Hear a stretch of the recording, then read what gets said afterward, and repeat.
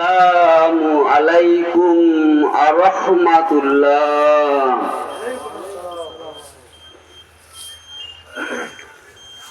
আউযু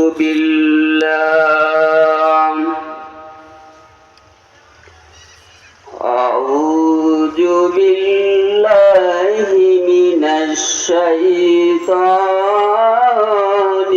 রাজীম।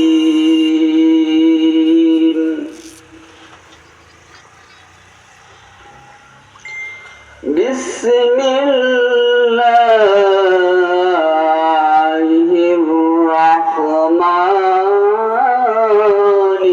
রাহিম। আলহামদুলিল্লাহি রাব্বিল আলামিন। আর-রাহমানির রাহিম। মালিকি ইয়াউমিদ্দিন।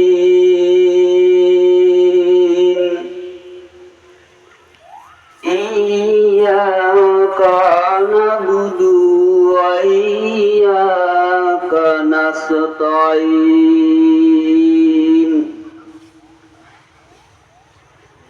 ইহদিনাস সিরাতাল মুস্তাকিম। সিরাতাল লাযীনা আন'আমতা আলাইহিম গায়রিল মাগদুবি আলাইহিম ওয়ালাদ-দাল্লিন।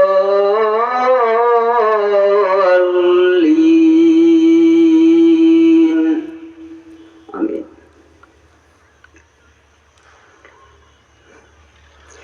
গণেশপুর মধ্যপাড়া বাইতুস সালাম জামে মসজিদ কর্তৃক আয়োজিত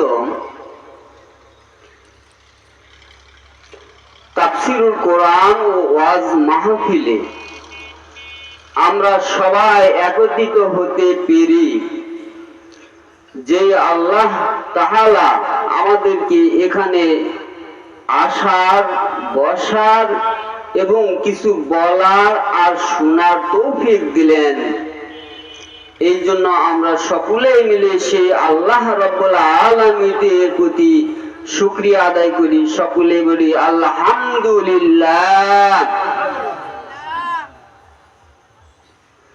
প্যারা হাজিরিন, যিনাকে সৃষ্টি না করলে আসমান, জমিন, নদী, নালা, খাল, বিল, পাহাড়, পর্বত কিছুই সৃষ্টি করতেন না, সেই মহামানব বিশ্ব নবী আহমদ মুস্তাফা, মোহাম্মদ মুস্তাফা, তার প্রতি আমরা সকলে দরুদ পড়ি সাল্লাল্লাহু আলাইহি ওয়াসাল্লাম। প্যারা হাজিরিন, আমি শুরু থেকে সূরা ফাতিহা পাঠ করেছি, যেটা আমরা সকলেই জানি।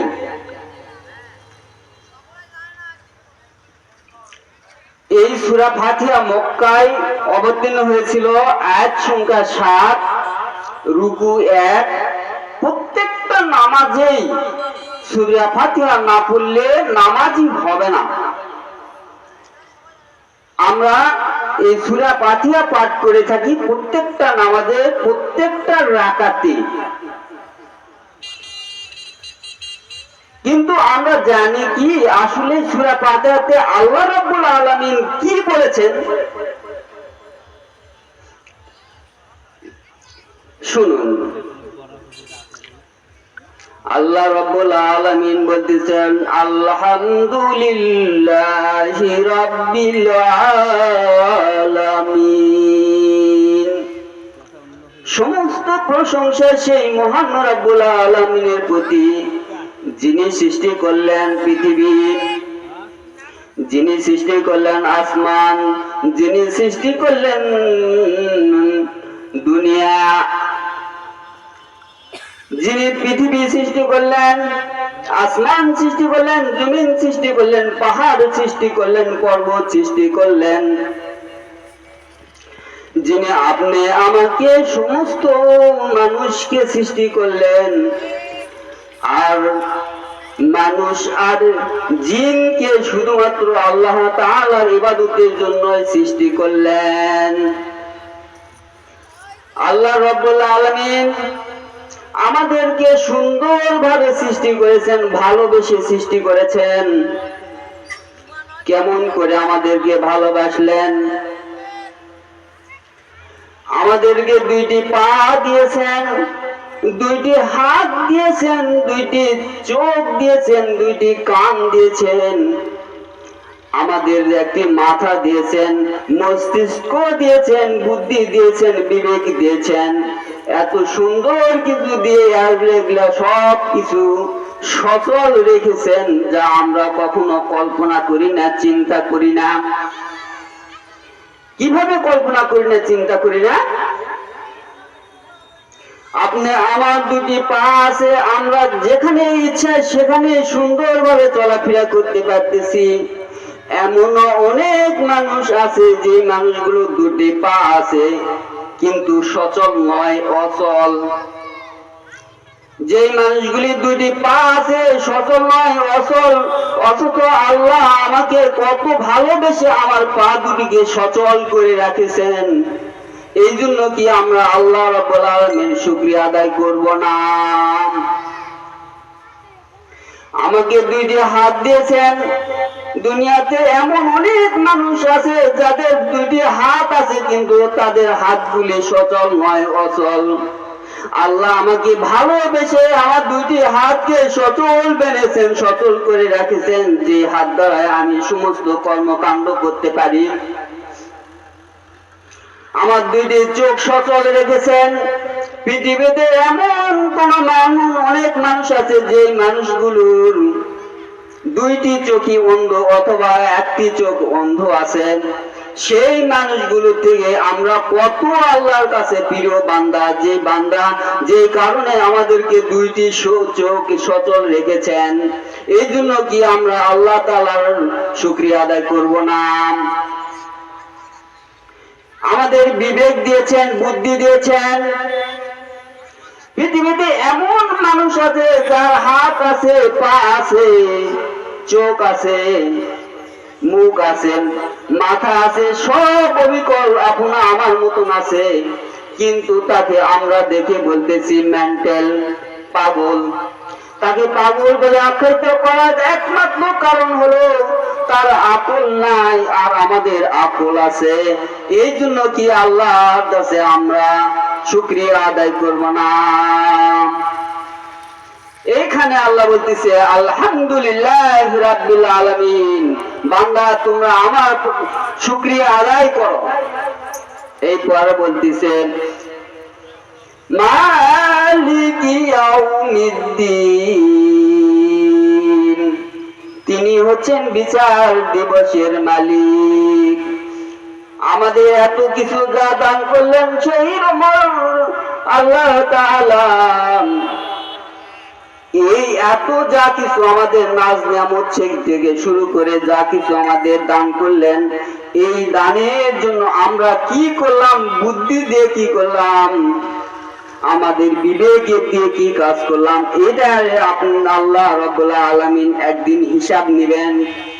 মালিক ইয়াউমিদ্দিন, বিচার দিবসের মালিক। সেই বিচার একদিন অনুষ্ঠিত হবে, কার্যকর করবে, সেই বিচারে তিনি বিচারক থাকবেন।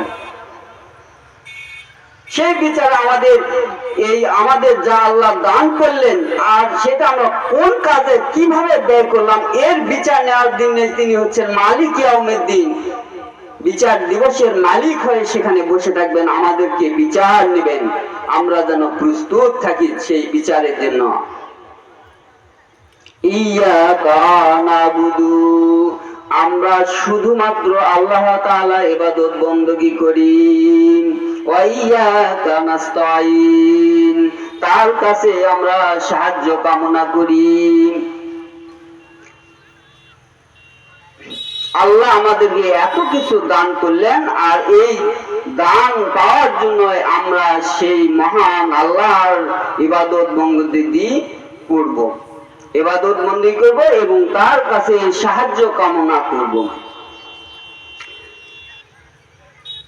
মানুষের কাছে সাহায্য কামনা করলে মানুষ কি দিতে পারে? হয়তোবা আপনাকে কিছুদিন খাওয়াতে পারে, অথবা কিছু টাকা পয়সা দিতে পারে, যা দ্বারা আপনি কিছুদিন চলতে পারেন অথবা আজীবনে চলতে পারেন। কিন্তু আল্লাহ রাব্বুল আলামিন আমাদেরকে যে সচল রেখেছেন, সচল রেখেছেন, বুদ্ধি জ্ঞান আমাদেরকে বিবেক দিয়েছেন, বিবেক অনুযায়ী আমাদেরকে কাজ করতে হবে। আমাদেরকে বিবেক জ্ঞান দিয়েছেন, বুদ্ধি বিবেক আমরা কোন কাজে ব্যয় করলাম, কি করলাম, আর আমাদেরকে আল্লাহ যেভাবে চলতে বলেছেন ঠিক সেইভাবে আমরা চলতে পারতেছি কিনা, এটার জন্য এই জ্ঞান আমরা সেইভাবে সঠিকভাবে কাজ করতে পারতেছি না কিনা, এটাই আল্লাহ দেখার জন্য আমাদেরকে সৃষ্টি করেছেন।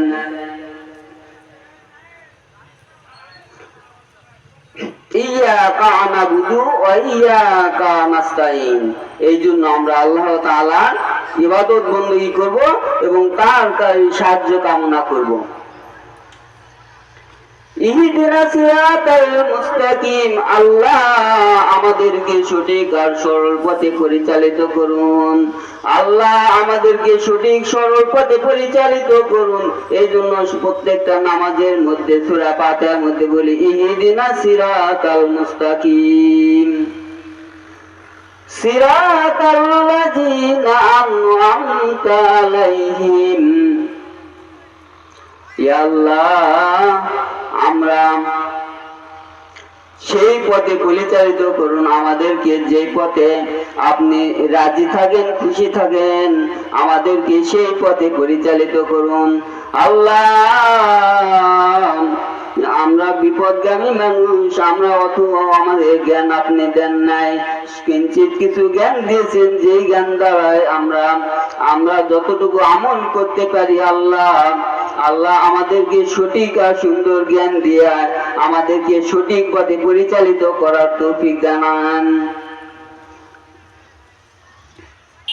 গায়রিল মাগদুবি আলাইহিম ওয়ালাদ-দাল্লিন, আল্লাহ সেই পথে পরিচালিত করিবেন না যে পথে আপনি রাজি আর খুশি নন, আপনি রাজি খুশি নন, সেই পথে আমাদেরকে পরিচালিত করবেন না। আল্লাহ আমাদেরকে সুস্থ রাখুন, সবল রাখুন, আমাদেরকে আপনার দিনের পথে আমাদেরকে সঠিকভাবে পরিচালিত করুন।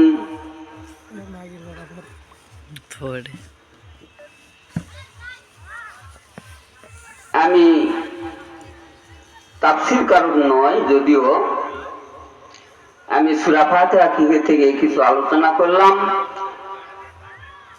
আমি সেরকম বক্তাও নয়, আমি হুজুরকে পাশে রেখে কিছু আলোচনা করেছি। যদি আপনারা আমার কথার মধ্যে যদি ভুল ভ্রান্তি পেয়ে থাকেন তাহলে আমাকে ক্ষমা করে দিবেন, ক্ষমা দৃষ্টিতে দেখবেন। আমি বেশি কিছু আর বলতে যাচ্ছি না, আমি আমার হুজুরকে কিছু বলার সময় করে দিতে যাচ্ছি। এই বলে আমি আমার বক্তব্য শেষ করছি। আসসালামু আলাইকুম ওয়া রাহমাতুল্লাহি ওয়া বারাকাতুহু।